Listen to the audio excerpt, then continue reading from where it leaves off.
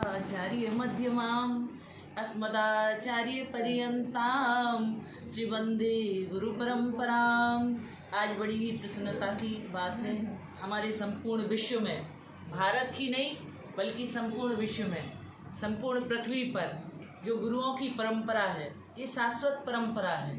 ये अनादिकाल से है, सतयुग में भी, त्रेता युग में भी, द्वापर में भी और आज कलयुग में भी। संतों की पूजन, गुरुओं की पूजा मार्गदर्शक के रूप में, कोई गुरु के रूप में मानता है, कोई मार्गदर्शक के रूप में मानता है, कोई संत के रूप में मानता है, कोई शास्त्र के रूप में मानता है, कोई सनातन धर्म के पुजारी के रूप में मानता है और कोई हिंदू संस्कृति का प्रतीक के रूप में मानता है, लेकिन वो संत को, गुरु को मानते हैं। और ये परंपरा हमारे यहाँ कहा जाता है, एक शिक्षा गुरु होता है और एक दीक्षा गुरु होता है। शिक्षा गुरु क्या करता है, माँ के लिए भी हमारे यहाँ जो शिक्षा गुरु के रूप में है। सबसे पहले शास्त्र ने कहा है मातृदेवो भव, माँ से बड़ा कोई गुरु होता नहीं, क्योंकि उसने आपको जीवन दान दिया, 9 महीने गर्भ में भी रखा, आपका पालन पोषण किया। जब आप किसी लायक नहीं थे, चलने लायक नहीं, बोलने लायक नहीं, खाना पीना लायक नहीं, अपना स्नान ध्यान क्रिया कर्म करने लायक नहीं, तभी उस माँ ने हमारे लिए, आपके लिए मलमूत्र का त्याग करते थे, उसके लिए भी उसने हमें धवलता, स्वच्छता, निर्मलता, उज्ज्वलता प्रदान की। और इसके बाद हमारी वाणी के लिए वैभव दिया, हमारे लिए ज्ञान दिया, हमें विद्या का दान दिया। चलना फिरना, खाना पीना, हंसना बोलना, पश्यन श्रवण स्पृशन जिघ्रन रसनन गच्छन श्वसन स्वपन प्रलपन विसर्जन ग्रहणन उन्मिषण निमिषन अपि, ये जो भी इंद्रियों के कार्य हैं, परमात्मा ब्रह्म तो कराता है, लेकिन वो माता के रूप में आता है।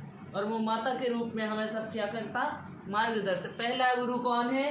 पहला गुरु तो मातृदेवो भव, माता ही गुरु है। दूसरा पितृदेवो भव, तीसरा आचार्य देवो भव, फिर आचार्य के रूप में, गुरु के रूप में। और दूसरी बात एक है, हमारे यहाँ एक होता है गुरु और एक होता है सदगुरु। गुरु हमारे यहाँ पुरोहित जो हैं वो भी गुरु कहलाते हैं, या जो हमारे लिए विद्या अध्ययन कराने वाले मास्टर हैं, उनको भी हमारे यहाँ पहले गुरुजी ही कहा करते थे। अभी भी हमारे मध्य प्रदेश में बुंदेलखंड में जो शिक्षक होते हैं, उन शिक्षकों के लिए हम सब गुरुजी कहते। क्या कहते? गुरुजी। लेकिन एक होता है सदगुरु। सदगुरु क्या करता है? जो तुम्हें एलोक से परलोक तक की यात्रा का सारा विवरण देता है। और वास्तव में जिसके लिए हमारा जन्म हुआ है, आदि दैहिक, आदि भौतिक, आध्यात्मिक, तीनों तरह के तापों को, तीनों तरह के दुखों को जो दूर करने वाली शिक्षा देने वाला है, जो नामदान देता। नामदान कौन सा? जाकारो जन्म विच्छेदः, पाकारो पाप नाश कहा, तस्मात् जपिति प्रोक्तो जन्म पाप विनाश कहा। जो आपको जन्म और मृत्यु दोनों से दूर करके आवागमन के बंधन से छुड़ाने वाला और मुक्ति दिलाने वाला ऐसा नाम देता। मंत्र महामणि विषम व्याल के और मैठत कठिन कुअंक भाल के, तुम्हारे दुर्भाग्य को दूर करके सौभाग्य के रूप में परिणति देता है। और जो तुमने 84 लाख योनियों में पूर्ण किए और उस पूर्ण पूंजी के बाद भी भगवान की अहित की उदात्त अनुकंपा हुई, जिससे मनुष्य शरीर मिला।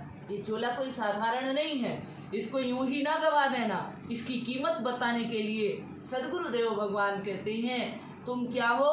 तत्त्वमसि, जो मैं हूँ वही आप हो। अहम ब्रह्मास्मि, हम ब्रह्मस्वरूप हैं, अर्थात हम कोई साधारण ऐरू गैरू नहीं, हम ब्रह्म के स्वरूप हैं। और जब आप अपने स्वरूप को जानोगे तो आप परेशान नहीं रहोगे, क्योंकि ब्रह्म तो शांत से रहता है, परेशान थोड़ी होता है।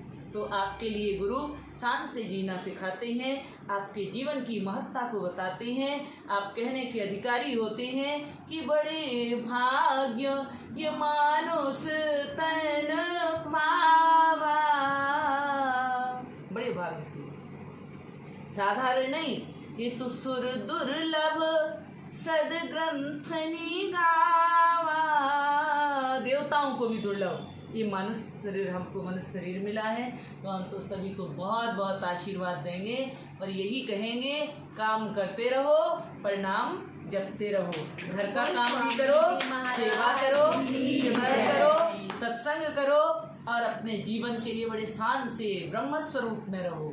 बोलो सद्गुरुदेव भगवान की जय।